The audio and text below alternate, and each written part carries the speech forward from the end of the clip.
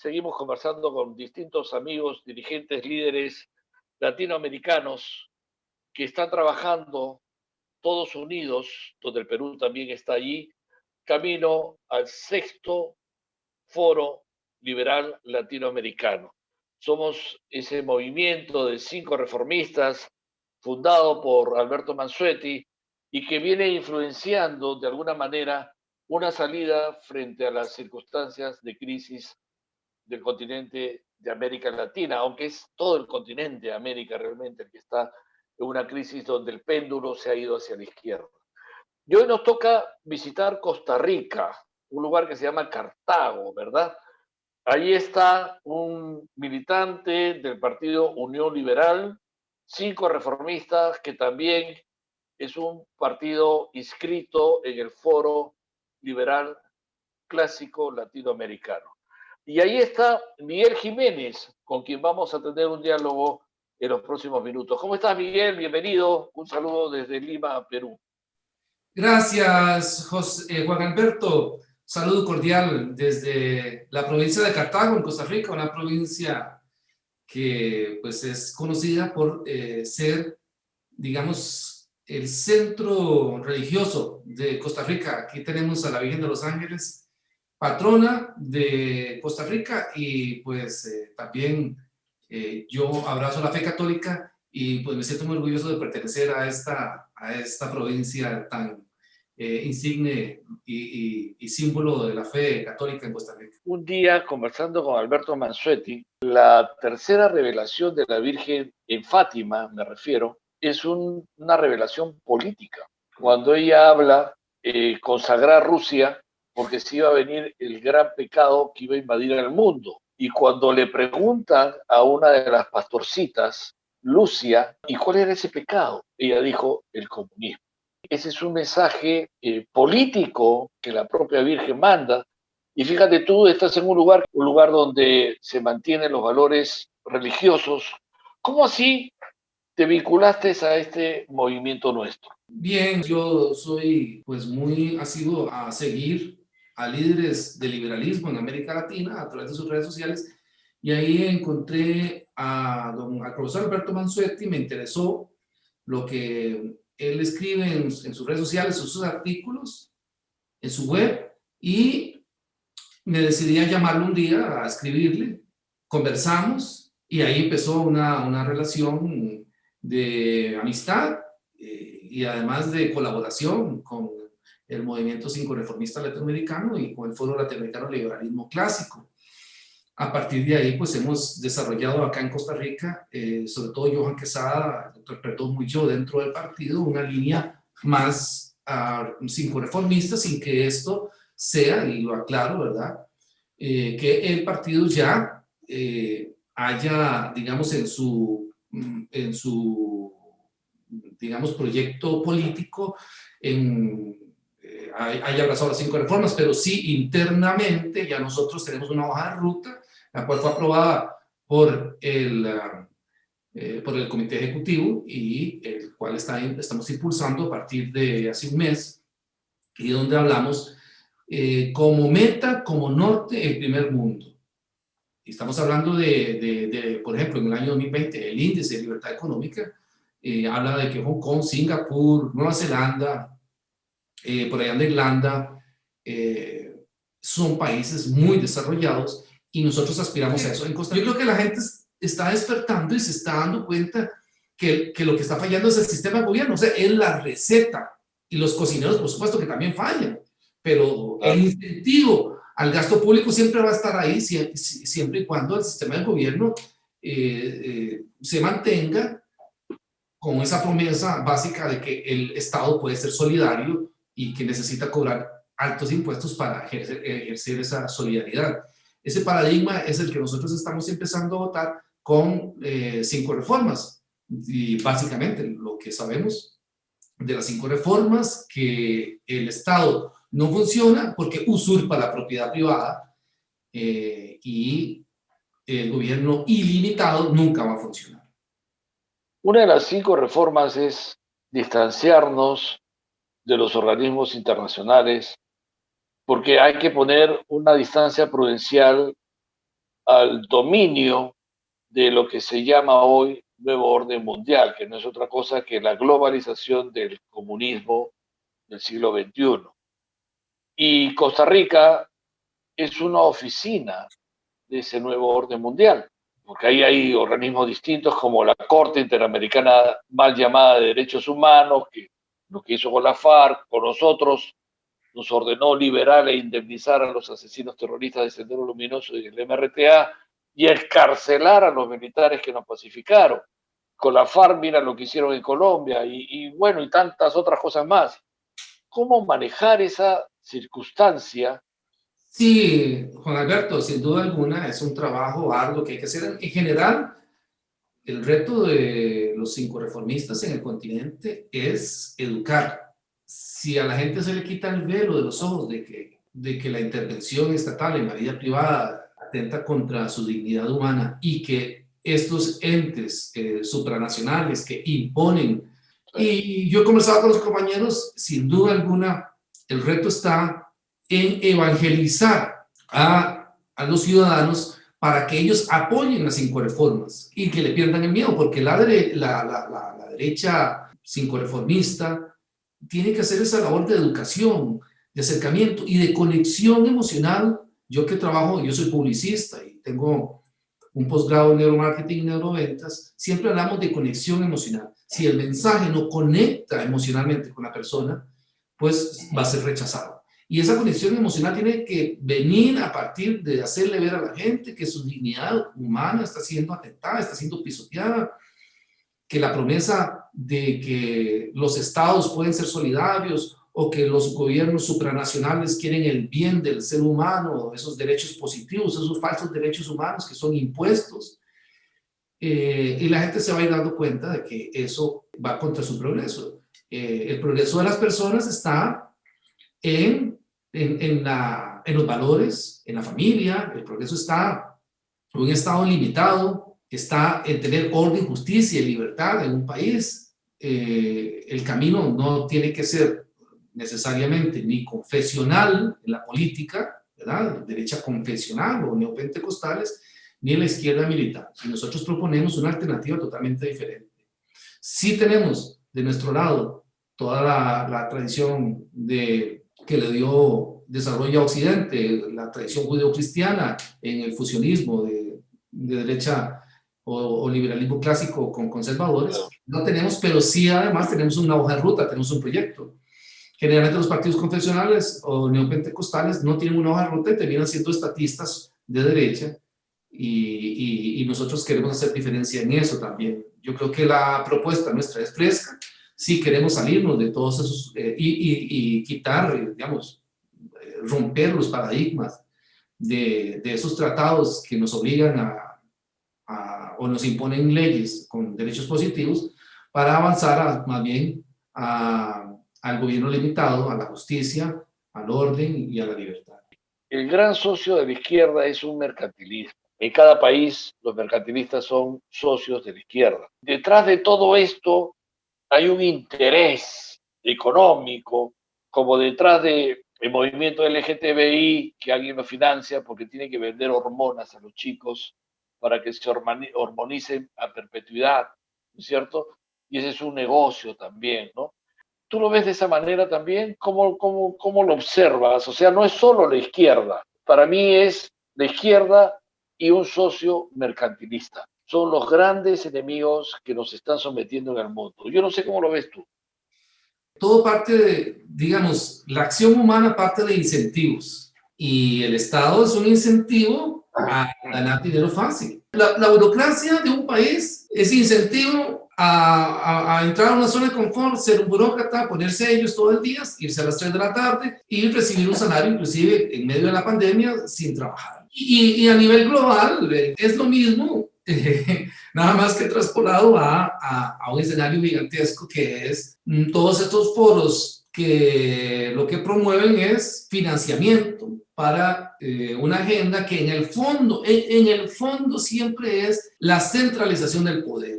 Y yo creo que ahí el mercantilismo, los que financian toda esta, el nuevo marxismo aunque dice el profesor Mansuetti que no es nuevo marxismo, que siempre lo tuvieron planeado, generan una demanda por recursos para estas luchas de izquierda. Y claro está que al haber demanda por dinero fácil, pues estos lobbies avanzan mucho. Los medios de prensa, por ejemplo, los medios de comunicación están siendo comprados, puesto que los que están con el Estado van a recibir siempre publicidad estatal. Aquí en Costa Rica lo vemos. Al final, siempre van a prevalecer los intereses de la ambición humana. En el libre mercado, el paradigma cambia porque el ahorro y la inversión van de la mano de una habilidad en la lectura de los precios. Si el mercado es libre del uso de la fuerza y libre de fraude, y hay un marco jurídico con derechos negativos, en el sentido de que lo que se busca es limitar el Estado y ampliar la libertad del ciudadano, en ese marco del libre mercado, la inversión y el incentivo es a facilitarle las cosas al ser humano, puesto que si hay mucha competencia, los precios bajan y sale del mercado aquella persona que no sabe hacer uso o no sabe hacer una lectura de los precios. Pero ¿qué pasa cuando interviene y genera una distorsión en el mercado? Entonces los incentivos son al mercantilismo local o al mercantilismo global. Pero hay un incentivo ahí, eso se llama una distorsión de los mercados. Y nosotros tenemos que ir hacia una globalización, ciertamente. Los liberales nunca hemos estado opuestos, por ejemplo, a la migración. Pero cuando el incentivo es a intercambiar bienes y servicios, no cuando el incentivo es que la migración viene porque los estados prometen ayuda social. Acá en el Perú ha habido gente que ha querido donar oxígeno para esto de la pandemia. Hay gente que quiere, laboratorios nacionales que quieren donar la vacuna. Nada. Todo es contrato con otro, por el incentivo, ¿no es cierto? Pero eso se da cuando hay un estado de bienestar, donde el bienestar es para el político. Claro, es un negocio para ellos, pero un estado limitado no. O sea, la única forma de salir de esta crisis donde hay una alianza financista con el mercantilismo y el comunismo. Pablo Escobar decía, el comunista es el hombre más corrupto del mundo, con él podemos hacer narcotráfico, ¿no es cierto? Entonces, ¿por qué? Porque viven de holgazanes tirados en un escritorio recibiendo la coima, la mordida, la cutra, lo que sea, el incentivo, ¿no? Y entonces saben que es un hombre comprable, totalmente comprable. Ser comunista es estar a un paso de ser millonario, solo le falta tomar el poder. Por eso es que yo pienso que la lucha no es solo el comunismo, es el mercantilismo. Y en la lucha es a nivel foro, no es cada partido aislado en su país, sino que tenemos que caminar a nivel foro con una misma consigna. Y por eso es que Costa Rica, el Partido Unión Liberal, tiene que ser muy importante en su trabajo en el foro. ¿Cómo ves, cómo proyectas este sexto foro que se viene para América Latina? Bueno, yo lo veo como un punto de partida para un avance, es un gran paso hacia el orden, la justicia y la libertad de América Latina. Ciertamente es un camino difícil, es un camino, como estamos hablando, es luchar contra un monstruo de 1000 cabezas y además con capital, además con mucho dinero. Pero ahí es donde yo creo que la estrategia nuestra tiene que partir de guerra de guerrillas, puesto que sin presupuesto nosotros tenemos que ser muy inteligentes, hábiles y sobre todo aprovechar los medios de comunicación, las redes sociales, los medios digitales, puesto que ahí, aunque hay barreras y restricciones, Facebook y Twitter son parte también de este gran engaño mundial que es que se limita la libertad de expresión para los conservadores o para la gente que nos oponemos a este globalismo, pero cuando alguien atenta contra las libertades religiosas, contra el cristianismo, ¿no? Ni siquiera contra la religión contra los musulmanes, sino contra el cristianismo, vemos que no pasa nada. Se queman iglesias en España, pueden quemar a un sacerdote, no pasa nada. Pero si a alguien se le ocurre quemar una bandera LGBTI, no es que yo esté promocionando eso, por supuesto que respeto, y no estoy con, o sea, no promovemos la violencia, pero si a alguien se le ocurriera, eso sería, ¿verdad? Un hecho, esa persona lo apedreen públicamente con la denuncia en las redes sociales. Entonces no vemos, o sea, no hay igualdad ante la ley en estos momentos, sí, y luchamos contra todo esto. Es la lucha cultural. Uno la hace defendiendo la dignidad de la persona humana, y como dijo Juan Pablo II, en Centésimos Años, a la humanidad le conviene los libres mercados. Y cuando Juan Pablo II hablaba de capitalismo salvaje, tal vez no fue la mejor expresión, porque es difícil entender capitalismo salvaje. Debe haber dicho mercantilismo de Estado, que es lo mismo, capitalismo salvaje, los neoliberales, estos incentivos a la corrupción por medio del Estado. Eso es capitalismo salvaje. Y Juan Pablo II lo alertó y dijo que para la humanidad lo que más le convenía era el libre mercado. Él alertó sobre los errores del comunismo, y esos errores del comunismo se mantienen actualmente, porque decía Lenin que ellos tenían que promover al Estado como un Dios en minúscula. Y yo creo que lo que vivimos es la religión estatista, y todas estas personas del globalismo son adoradores de ese Estado.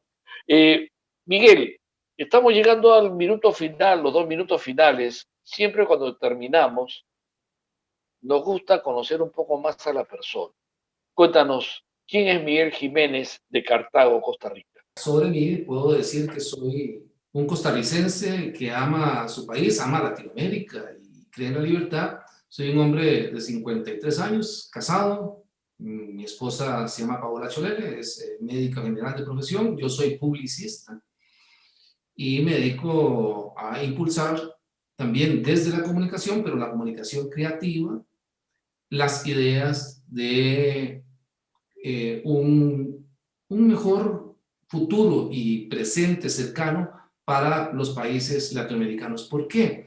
Porque yo como católico pongo siempre la esperanza en que el ser humano puede pararse sobre sus 2 pies y ejercer su libertad dentro de la dignidad humana que le es consustancial. Esa dignidad humana no puede ser pisoteada por el poder centralizado de un Estado ilimitado, y más bien, y mi esposa y yo hablamos mucho de esto, la mayor obra social que puede hacer un cristiano es permitirle al ser humano que camine sobre sus 2 pies en libertad sin la intervención del Estado. ¿Por qué? Porque Dios nos creó a imagen y semejanza. Puesto que somos imagen y semejanza, entonces somos creativos. Podemos resolver nuestros problemas, podemos resolver nuestras diferencias, podemos vivir en una sociedad sin la coacción del Estado, entendiéndonos entre nosotros, y para eso se necesita, ¿qué? Valores. ¿Cuáles valores? Los valores judeocristianos. Entonces, ¿necesitamos o no necesitamos al Estado? Necesitamos un Estado limitado, no ilimitado. Los seres humanos, por nuestra dignidad y porque somos criaturas de Dios, podemos vivir creando bienes e intercambio de bienes y servicios sin que intervenga el poder del Estado en eso. Y yo creo que ese es el mensaje, por lo menos yo como cristiano católico, que le digo a mis otros hermanos de la fe, y es que nos quitemos el velo, que dejemos de creer que la solidaridad la puede ejercer el Estado. Es más, para mí, pensar en que el Estado puede ejercer solidaridad es un pecado de omisión, puesto que yo delego en un ente abstracto, que son también seres humanos, la solidaridad que yo tengo que hacer y ejercer en libertad. El Estado no puede ser solidario, puesto que estamos hablando de incentivos. El incentivo es a que ese dinero y esa riqueza que nosotros le damos al Estado va a quedar en la burocracia. Hay una frase muy simpática, pero que revela exactamente cómo conversar con los socialistas. A veces los socialistas o los comunistas o los estatistas no entienden qué es libertad privada, ¿verdad? Nosotros, liberales clásicos, que la promovemos, la expansión y la protección de la propiedad privada, podríamos decirle a un socialista, dame tu iPhone, dame tu tablet, dame tus relojes, dame tu carro, y yo se los voy a dar a los pobres. Él solito te va a explicar lo que es propiedad privada. Yo también lo sostengo. El comunista es comunista porque quiere ser millonario. Y es la única forma en que puede ser millonario diciendo que todos los ricos son malos, menos él y su familia. Oye, Miguel, muchas gracias por haber estado con nosotros desde Cartago, Costa Rica. Te esperamos en el sexto foro a ti, a toda la militancia de Unión Liberal. Te mando un abrazo grande desde Lima. Qué bueno conocerte, hacernos amigos y, por supuesto, compañeros de lucha por la libertad y por las 5 reformas en todo el continente de América, sobre todo de América Latina, nuestra América Latina tan golpeada. Un abrazo, Miguel, gracias por haber estado con nosotros y por los minutos que nos diste. Gracias, Juan Alberto, saludos cordiales, fuerte abrazo a todos los peruanos, a todos los latinoamericanos desde Cartago, Costa Rica. Un abrazo, gracias amigos, gracias. Y hasta la próxima entrevista. Permiso. ¿Qué tal amigos de toda América Latina? Mi nombre es Johan Quesada. Quiero enviarles un caluroso saludo desde San Ramón de Alajuela, Costa Rica, e invitarles a participar en nuestro sexto foro liberal de América Latina, donde vamos a tener la oportunidad de compartir conocimiento y experiencias con los mejores exponentes del continente en materia de liberalismo clásico, ciencia política y todo lo que rodea la corriente de pensamiento y acción política liberal en nuestro continente. No se lo pierdan, va a estar espectacular.